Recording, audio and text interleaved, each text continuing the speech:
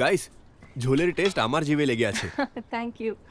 হ্যাঁ, কিন্তু কড়াইতেও তো কিছু লেগে আছে। জামাই বাবা, তুমি রেখে দাও, এই সব তো আমি আর ঈশা সহজে করে নেব। ভিম আছে তো। ওকে, আমি এদের বিয়ের ফটো দেখাচ্ছি। ইনি আমার কাকা আর উনি আমার কাকিমা। আর ইনি ও, কি দারুণ অ্যাক্টিং করছে প্রতিশ্রুতি নিতে। অ্যাক্টিং মোটেও না, সত্যি বলছি।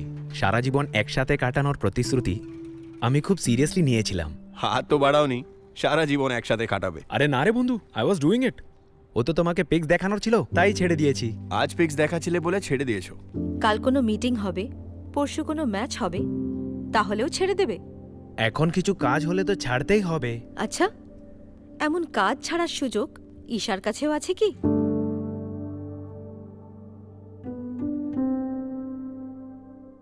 না তো।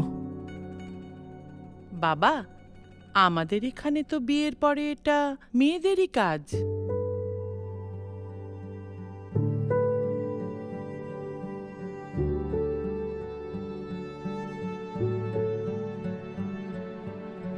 শুধু ওর নয়, আমাদের কাজ আছে।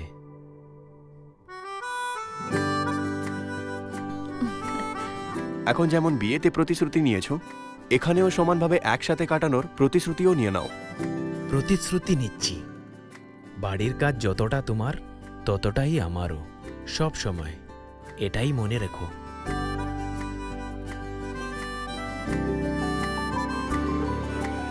যখন সম্পর্কে দুজনে ইকুয়াল, তাহলে নিন ইকুয়াল প্রতিশ্রুতি। তাহলে আপনিও যান ভিমের পেজে আর আমাদের মতো নিন সমান সমান প্রস্তুতি। কারণ যখন সম্পর্ক সমান সমান হয় তা তখন স্পষ্ট দেখা যায়।